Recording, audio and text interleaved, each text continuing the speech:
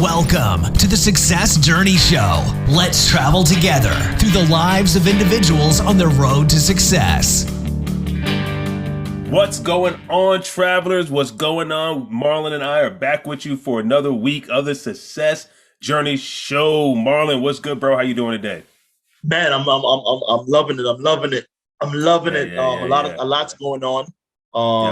People know that we're doing our thing with the property. So, we're about to, it's making some leeway. We have our first candidate that we're going to go look at and see if it's something that we want to put down the moolah on and everything like that. So that's exciting. And then we could start the journey of just showing people the evolution of where the property is and where it's going to get to. I'm very excited about that and just showing everybody, what teamwork looks like, and also just having a dream and just saying, hey, I want it to come to fruition and I want to put it into action versus talking about it. I want to be about it, Yeah, for sure, man. How about you? Yo, dude, I mean, even on that same point, it's exciting. I keep saying it, man. It's me stepping into another whole realm of just understanding what money can do for you and how to use your money. There's so many different methodologies. We were talking about this today. There's so many different methodologies on best practices for your finances.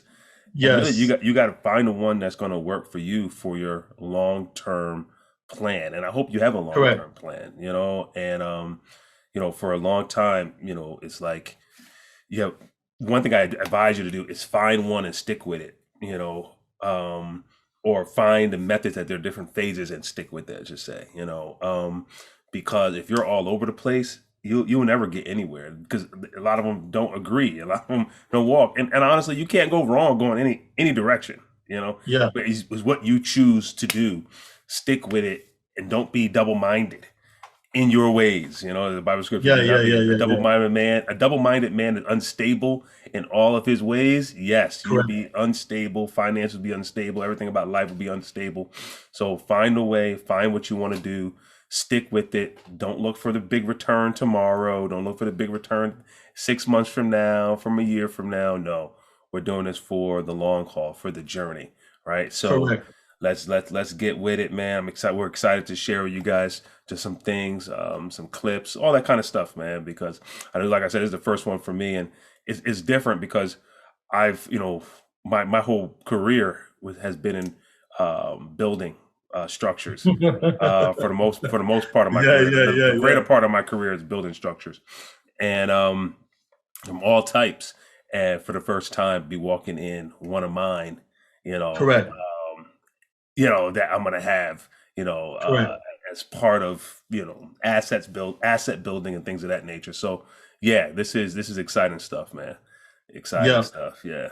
So, man, why don't you share? Go ahead, man. You have something else? I was gonna run down. I was gonna share. Before I'm gonna say something. You said you can't go wrong. You definitely can't go wrong. But this is what I want to tell you. It's just like working out in the gym. You have to know your body makeup. So you and I could be doing the exact same workout and see different results because your metabolism is faster than mine. Yeah. So if I have a slow metabolism and I weigh 300 pounds, it doesn't behoove of me to get in the gym and only lift weights. No. I gotta hit some cardio. If you're trying to lose weight. If I'm trying to lean out and look like if you like, right? If you're trying to be like a sumo, then okay. And then I could do that. But if you and I if we have a picture on the wall and we both want to get to that same goal, like our trainer in the living room on the wall, then we know that you have to pick the right program. So it's just with your finance. Pick the right program. You can't think you're going to pay off everything if you don't have nothing to pay it off with. Right? True. I'm not bashing whatever style it is. I'm just saying that it's not going to happen. So you're right.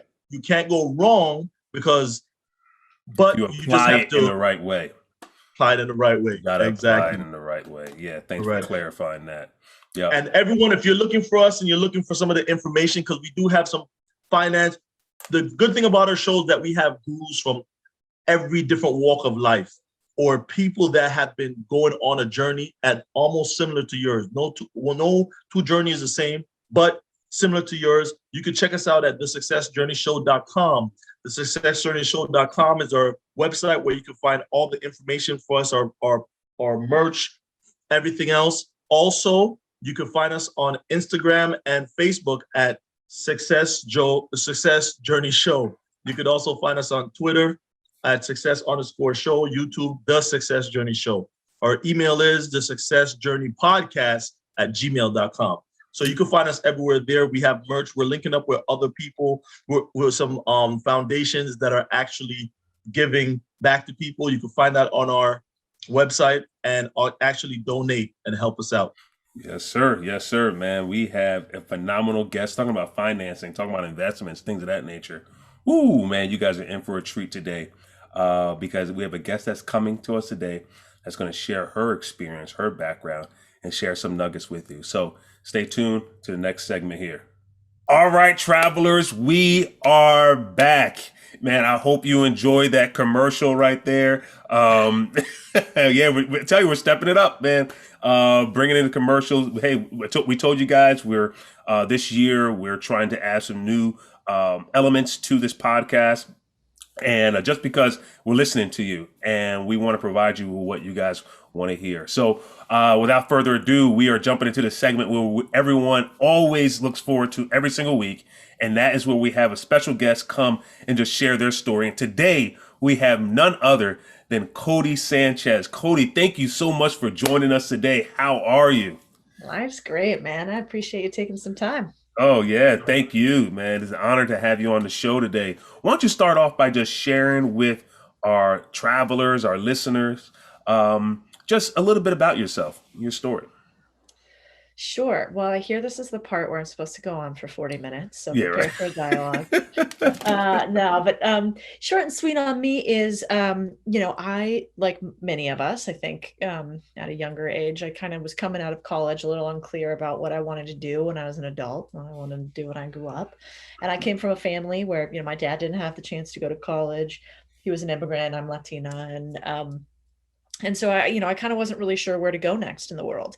At the time, I wanted to be a journalist, and I spent a bunch of time in Mexico writing stories about human trafficking and human smuggling, and actually crossed the border a few times with coyotes and sort of saw what happened to people as they move through these sort of borders.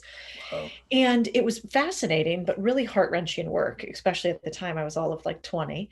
And so, the world slaps you in the face pretty quick. And you realize, I think what is the true term of privilege, which is to live in any sort of developed country, as opposed to some of the stuff I saw in Juarez and Agua Prieta and these border towns where there's bodies hanging from freeways and, especially for women, tons of violence against women.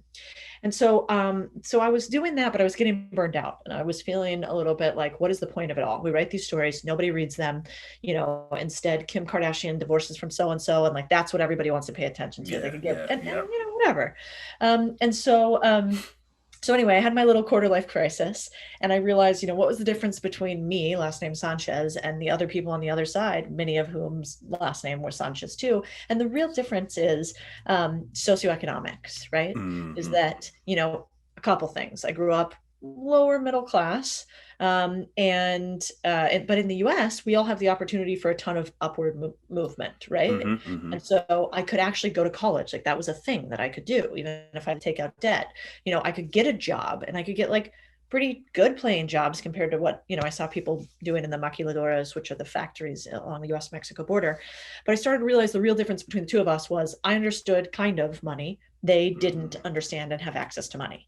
And so maybe if I could understand this green currency, then I could bring more people along than if I just tell these sad stories about them and make them out to be victims, which I don't think they are. And so anyway, so I started climbing through a bunch of financial firms, started out at Vanguard, did the Goldman Sachs deal, State Street, another company called First Trust. And, I was at Goldman in 2008, and I saw what happened during the financial crisis, and there were picket lines outside of our our building at the time, that we had to cross like every single day as there were protesters kind of protesting Wall Street in general. Mm-hmm. And finally, you know, as I climbed my way through these organizations, I started thinking that I wanted to build my own. And so I built up a company, a division of a company, headed Latin America asset management for a company called First Trust, and took us from $0 under management to billions. And in that time period, I ended up hiring basically only Latinos and women, because it was all in Latin America, which was cool because Yes. like now it's, I think there's some like, I'd be super curious actually to hear your guys' opinion on this, but now I think I talk a little bit less about being a woman and a Latina now because I don't like to make, I'm not a victim. Like, don't call me a victim. And like, I'm very capable, and like, allow me to have opportunities and allow other people to have opportunities, and we'll do good things for you. But like, don't give me a handout. And I don't really like that. And so like, so back then I built up this business. It was all minorities and women. Now like a woman runs it, who's in charge of it when I exited that business. And I kind of thought, where's the next realm where I could do some good while also doing well financially? That brought me into cannabis, where, you know, I saw this hugely stigmatized arena where like definitely both Black and brown people have been eviscerated because of this. Right. And I thought, you know, and a lot of the stuff I saw in Mexico City, like the, you know, massive gang violence, was due to not necessarily always marijuana. It's become more like cocaine and heroin, but certainly that was the entry drug for it. And so I thought, man, I think this is the next emerging market where there'll be an opportunity for early movers. A lot of people don't get it, and there's a stigma about it, just like people didn't want to work in Mexico and Latin America because they thought everybody was drug traffickers and they, you know, get murdered going down south first when I started. Yeah. So then I invested and became a partner at Entourage Effect Capital and built up that business with between, you know, there were a couple of funds, $200 million. And then during that time period, somebody said something to me that I didn't like, which was, in finance, we get rich quietly. And I get why people say that, right? Because there's a lot of hate for people with money. For a myriad of reasons. But I thought, how about instead we get rich together and we talk about it and we share the stuff that helps us all get rich? Because actually, if more people are wealthy, it's better for those at the top because then they're stabilized. You know, you don't have an unhappy mass at the bottom. And also there's just more economic growth. There's no need for a non-abundance mindset. So I started contrarian thinking, and now that's up to a couple 100,000 subscribers. And I think we've helped about 200 people achieve financial freedom through buying businesses, through starting their own businesses, or through investing.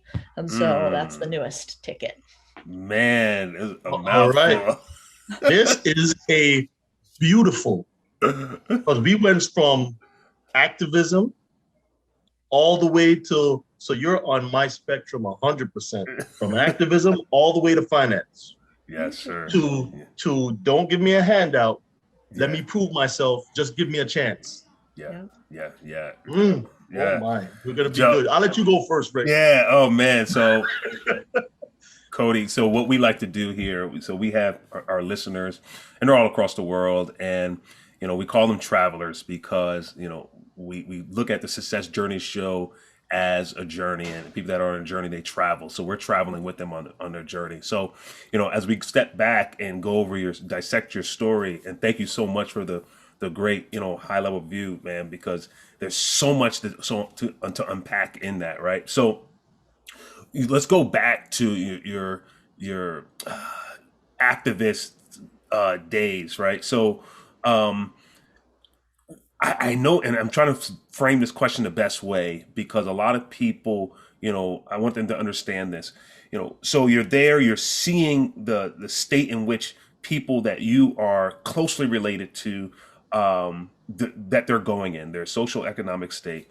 And in your head, you're like, there has to be a way for me to help. There has to be a way for me to do more than to write about it, right? So you said, hey, I need to understand this thing called money a little bit more because I know this thing, money can change situations, right? So you majored in journalism and political science, right?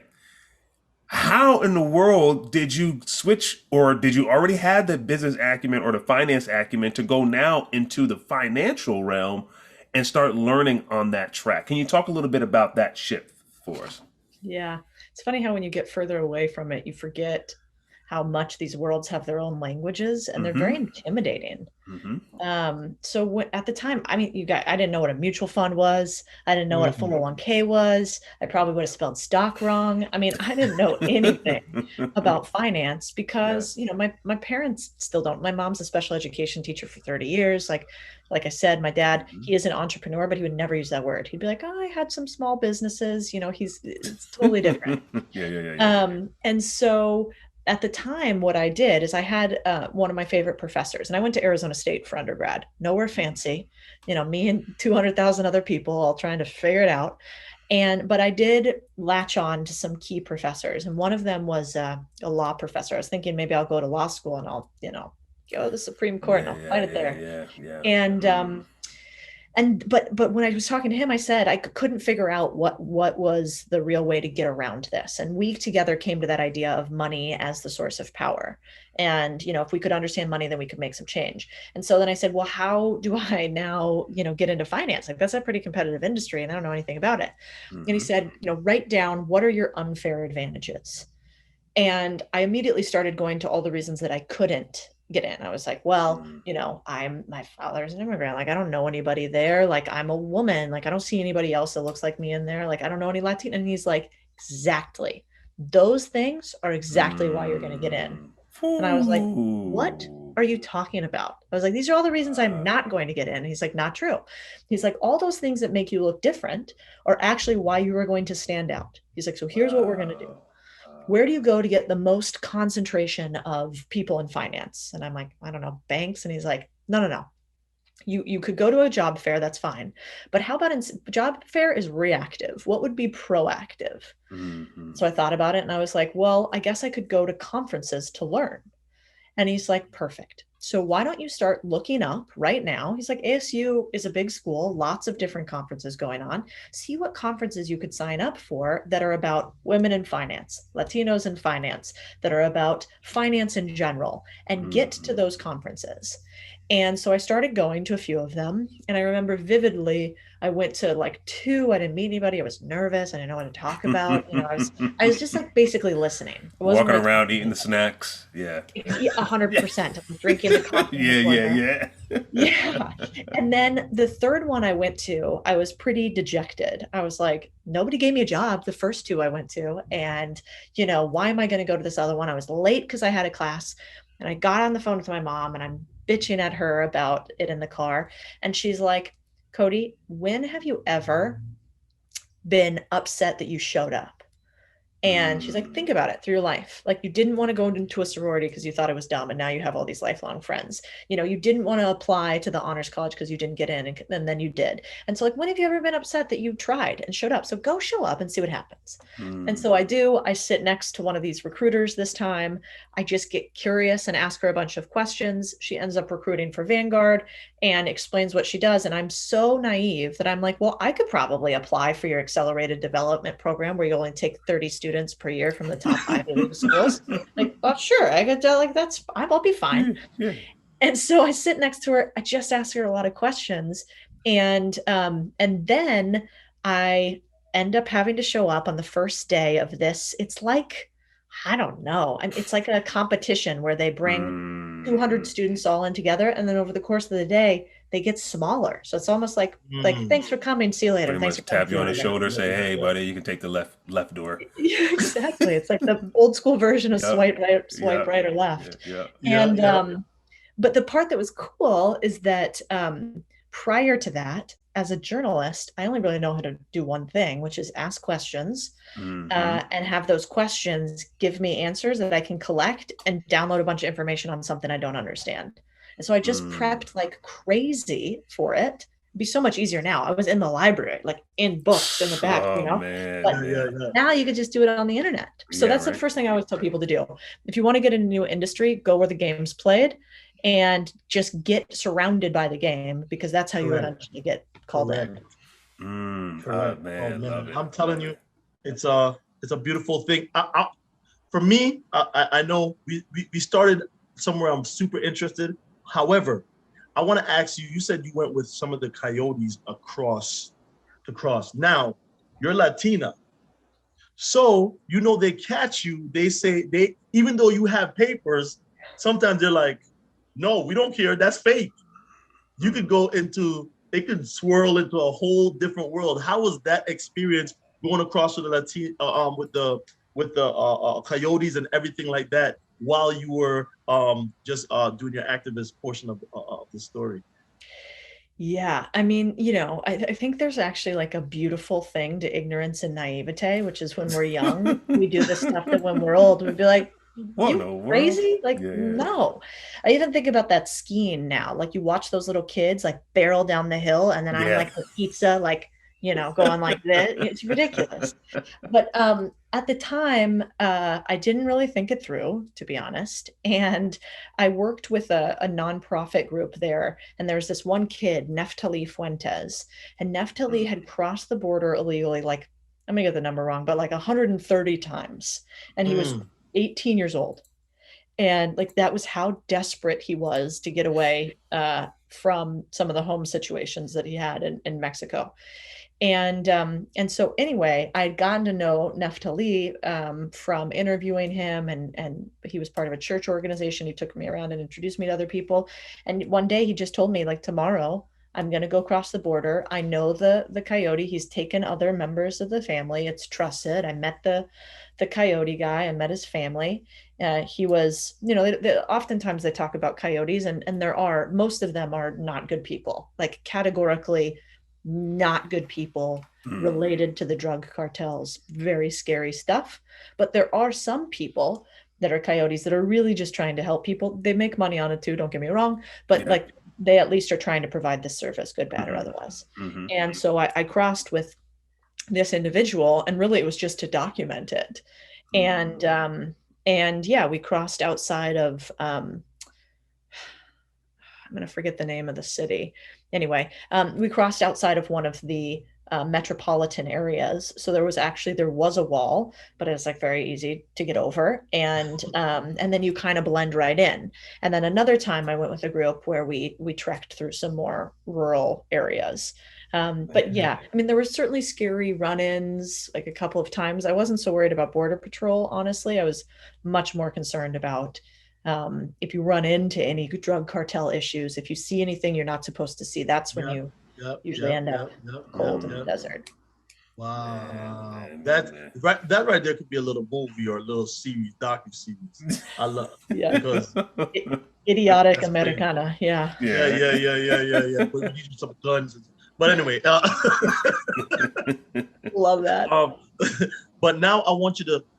What is something that you thought about money, naivete again, that you thought that you understood about money, but being in the world of finance, that you find out it is not true and it's actually the opposite? It's like I could talk about a book. Like there's so many things, but one I would start with.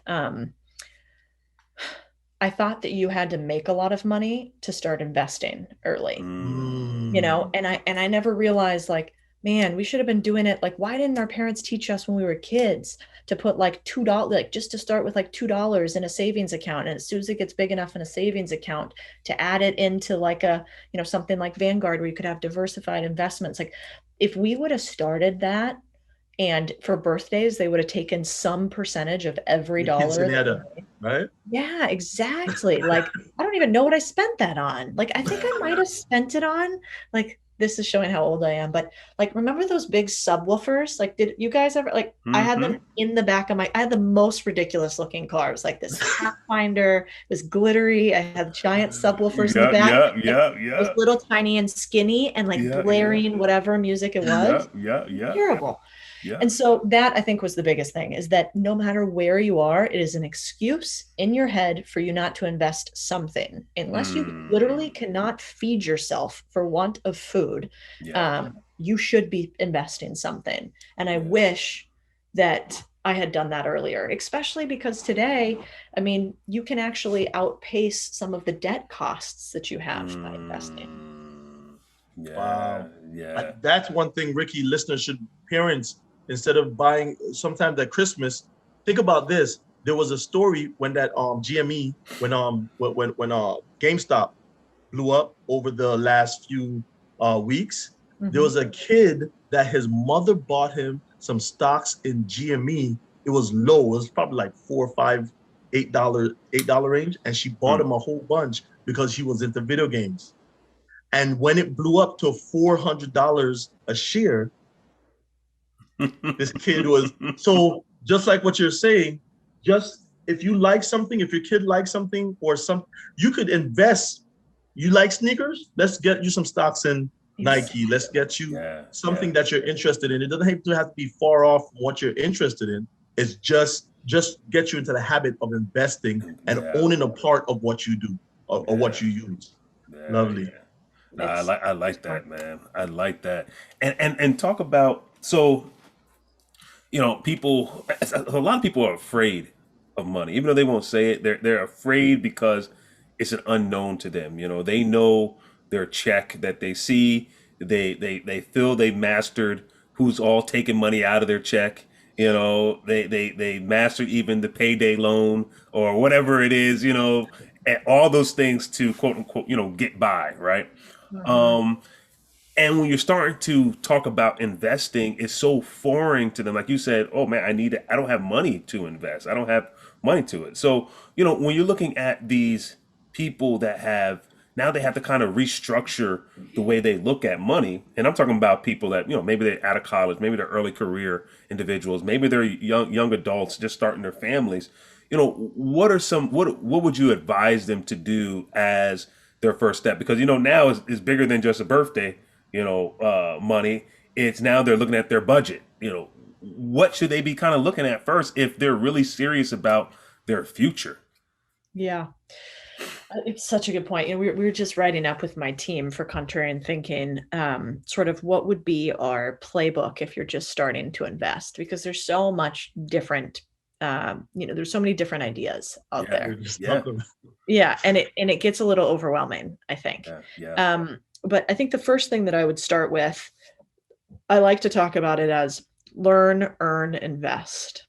Those are the three parameters. So I think the very first thing that you should do, because you don't have to have a cent to do it, is every day allocate 20 minutes to learning something about money and investing. And I think some of the best sites do that. I mean, Contrarian Thinking is great. We try to simplify it and make it kind of funny and fun, hopefully. There's another newsletter that does a great job on stocks in particular. It's called Grit Capital, run by one of my friends, Genevieve. It's all about stock investing. I would read Rich Dad, Poor Dad, or listen to it if you're, you know, an audio person. I would listen to or read Wealth Can't Wait. And I would probably listen to or read Your Money or Your Life, more about budgeting. That's like the FIRE system. And I would start there. So, you know, 20 minutes a day, or until you get through all of those. I would try to do it over like a 30, 60, 90-day period, something like that. And then I would start thinking about how to earn. And when it comes to earning, I think the best way to do it is, like we talked about, small chunks at a time, which is called dollar cost averaging. And essentially, I would go into platforms that are diversified. So I would start with like Fundrise, where you can buy stock essentially in real estate or hard assets. You don't have to go buy a whole thing. You can just buy some stock, and you can start with like $50 or $100. And then I would add funds to Wealthfront and Betterment, either or are like aggregation platforms. And I would start with those sort of three things, just so you're starting to get a little bit of investing under your belt. And then the next thing I think you should try to do is try to make, I call it lifestyle arbitrage, but try to make your liabilities become assets. And this is something that I think almost anybody could do.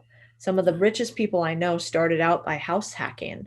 You know, either rent a place, you don't even have to buy your own place, rent a place out that has more rooms in it than you would typically have, that you can't afford the place, and sublet those rooms out to other people so that your rent's free. And then once you get past that, buy the place and rent the stuff out. And then when you get past that, do a multifamily, live in one place and have the other people live in the other ones, because that's your biggest expense. And then second, do it with your car. Use like Turo, Turo, which is like Airbnb for your car. Correct.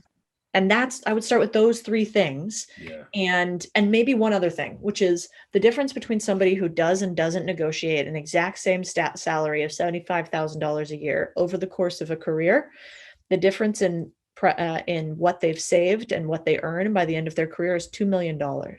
So if you are not negotiating your salary every single year, and maybe twice a year if you can, you're missing out on a ton of cash. And I hate to work for less than I should. Oh Correct. man. Yes. Go, Rick. Go, because you're on the same vein. I was actually gonna shift it just a tad bit. Go ahead. Go first. Go. No, I was gonna say, you said you worked, and you also grew a company to Okay, millions, we're on the same page. millions of dollars, right? Dealing with rich people or wealthy people. Let's go with there, because rich could be very misleading. Wealthy people. What did you see some of the habits that these people are always doing that will always have them having that money within their family, or even within how did they grow their money? Yeah. Let's talk about that. I think the two biggest things that surprised me is, one, they're super cheap. These people do not care about showing off their money. Rich people do, to your point, like flashy rich people do. Wealthy people, they try to hide that. Like they're like I have a friend, I want him to come speak. We're going to do a conference called Contrarian Con, and he runs a multi-billion-dollar hedge fund. I sit on the board. He's brilliant. And I was like, he never speaks publicly. You can't find his name online. And I was like, man, will you come speak to some of the crew just about your frameworks? He has really good mental frameworks on how to invest and how to save and how to live life. And I'm like, I know you don't like to do this in front of a lot of people. Like, we can do it in front of a small group or whatever. And he's like, that's fine, but keep my name and image off the website. No publishing of anything. And that's how you know people have real wealth, because they're not trying to show it off. And then I think that the other point is they're cheap. I mean, I was with another friend, and I kind of mean that in a good way. Like, yeah, I understand what you mean.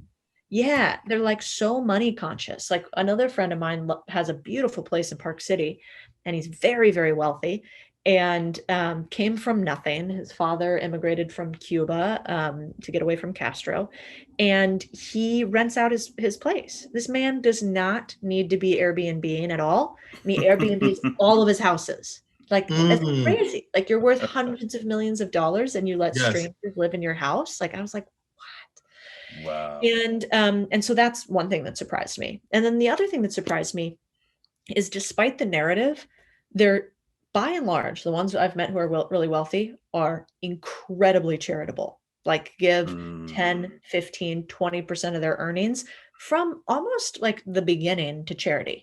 And I don't know if there's a correlation between being giving and being wealthy, but I think there might be.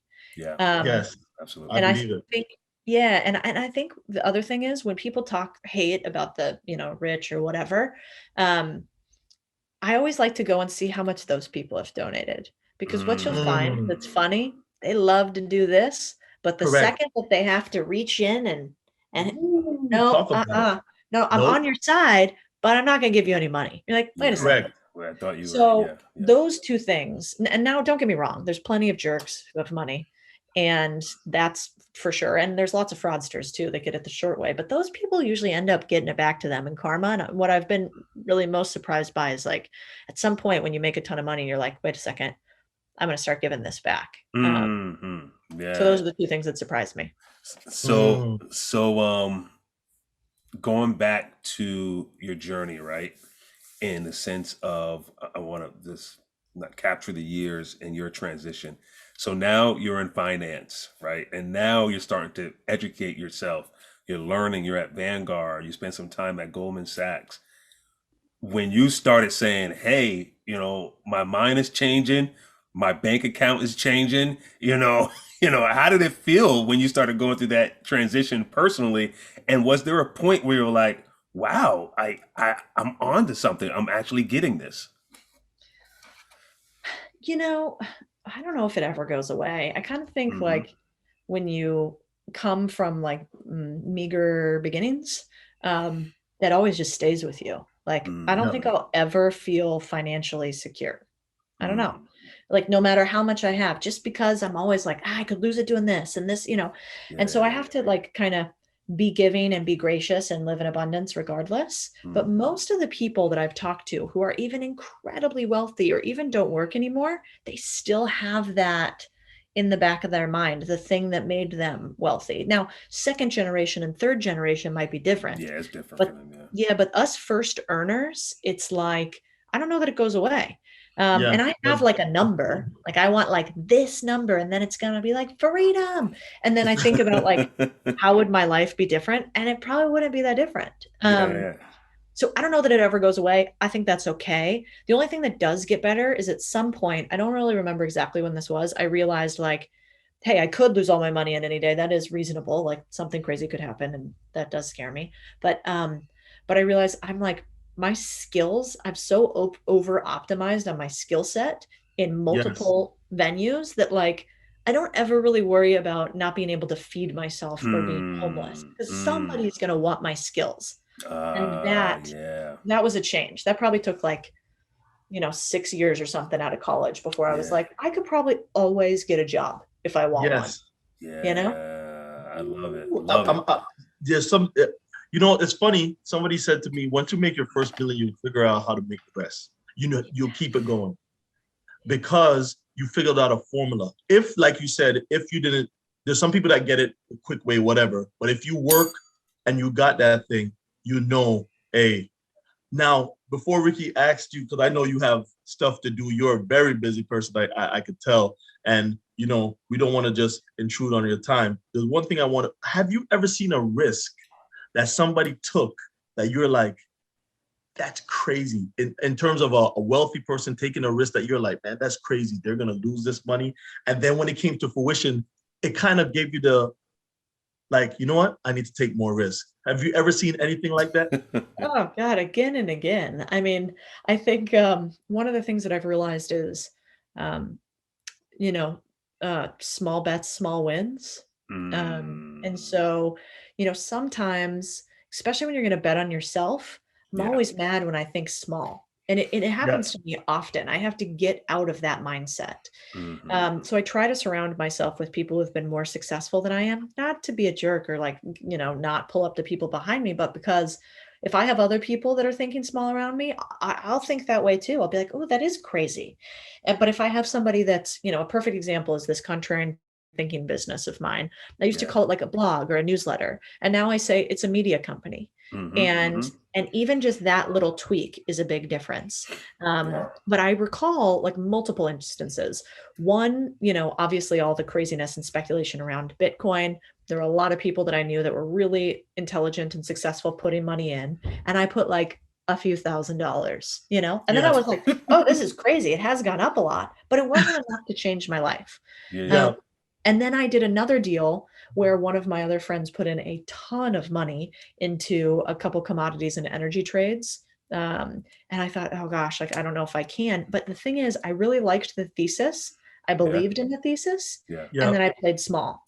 So I guess the lesson for me would be, when you've actually done your homework and you have a process and you have a framework and you've thought through it, bet on yourself big and, don't do a ton of tiny little bets that aren't going to make too much of a difference.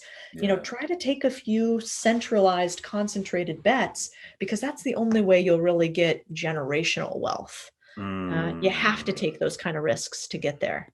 Love the answer. Love the answer. Man, this has been phenomenal, and we can talk about nonstop.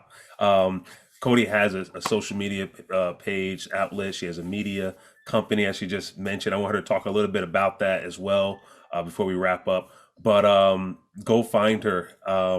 She's always giving free nuggets. I mean, even about the whole arbitrage. She talked about that on Instagram today. So she's giving this free content out, and she has so much more to give. Subscribe and become a member of her organization. I'll let her talk a little bit more about it. But I don't know if you guys caught this. Last thing I want to bring out. I don't know if you guys caught this. She says she's from a lower middle class upbringing. She was in the journalism community, right? When she graduating and studying, what may it be, her professor that she connected with kind of gave her some direction to go as she wanted to go into finance, and she went to finance. Now, as she talks and she starts naming people, notice the type of people that she is naming, the people that she is calling friends, the people that she calls associates. Right? That doesn't happen by just happenstance. That doesn't happen by, oh, I just was filling up my gas tank and I saw someone next to me saying, hey, how you doing today? No, it's being intentional about surrounding yourself with people that are of like mind. One, taking the time to educate yourself as the direction you want to go in, and then surrounding yourself in that environment. And then now look at the company that she keeps that's always going to continue to challenge her to get closer to her goals. So Codie, share with us a little bit more about your program, the organization, media company, everything that you have right now. So our travelers that may want to connect with you, they can find you and just follow along and learn. Love it. Yeah, I think the best place to go is contrarianthinking.co, which is our newsletter. That comes out once a week. And what I like about that is each week there's usually, I try to have, our tagline is think critically and cash flow unconventionally. And so the idea is that we give you ideas that, you know, we all should have probably been taught in school, but weren't. And we push your brain. And I'm not trying to make you comfortable, and I'm not trying to make you safe, and I'm not trying to say things that are politically correct. I'm actually trying to get you to disagree with me and to come up with your own frame of mind and your own ideas. Because I don't have all the answers. I don't want to be right. I just want to make you think. And then the second part of each newsletter is a way to cash flow. So how can we take ideas that all of us normal people can do and actually make money off of them?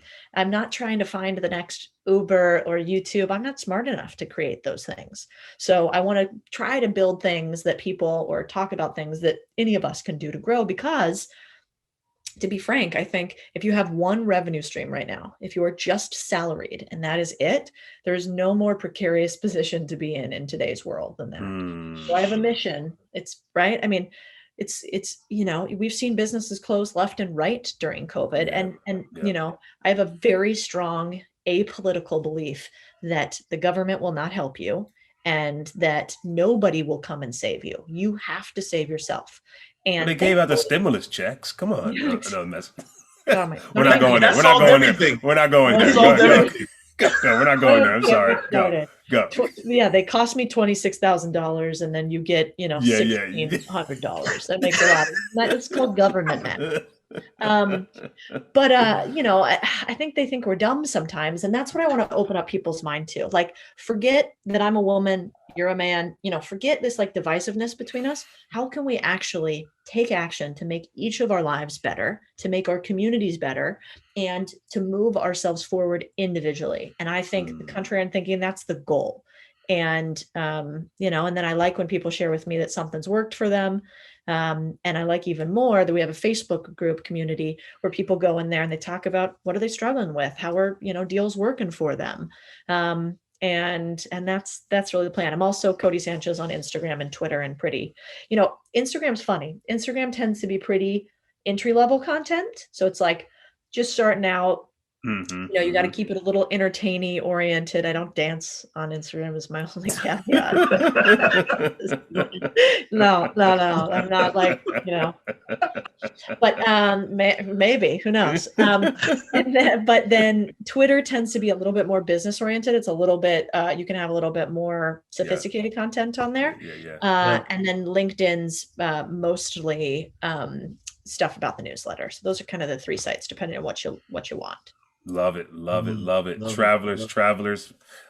We told you, you know, man, it's funny. We're going to need a part two. I always say this, but Codie, we're going to need a part two, because we didn't touch, and I know you said you didn't want to talk about, you don't want people to just look at you as a Latina woman, but we're going to have to touch on that. We have to bring you back. Yeah. Happy to. You guys meet up with you where you are and do something live. We're really can't wait till this whole COVID thing starts dying down a little bit more. I feel Where are you guys based? Maryland, DMV area.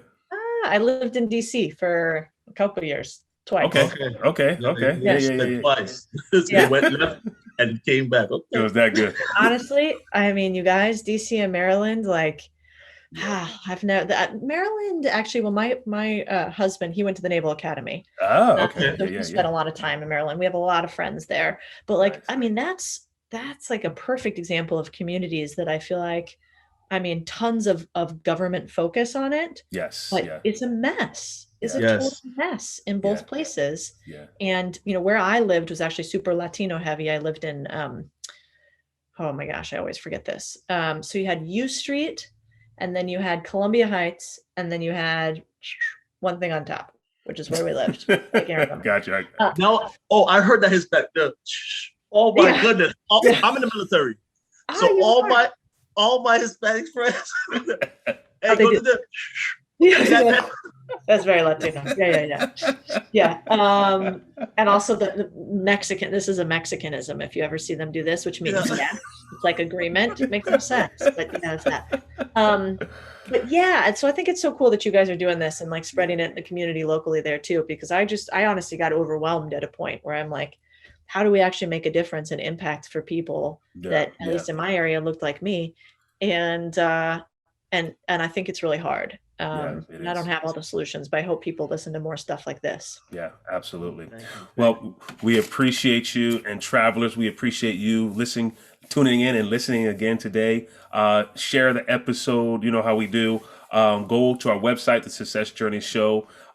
And guys, we have even more coming to you in the next coming week. So please stay tuned. We really appreciate all the support, all the reviews. If you haven't had a chance to leave a review yet, it's not too late. Go over to any podcast platform, leave a review. If you have a question or comment, go to our website. You can leave a comment or question there. If you want to get in contact with our guests, go to the show notes and you'll see all the information there in terms of their platforms in which you can reach out to them on and connect with them on. So guys, again, we thank you for being with us, and we will see you next time at the same place on the Success Journey Show. All right, everyone, have a good one. Peace. You've been listening to the Success Journey Show, where your dreams, drive, determination, and diligence are the foundation to success. For more information, check out thesuccessjourneyshow.com. The Journey Squad is here helping you to your destination.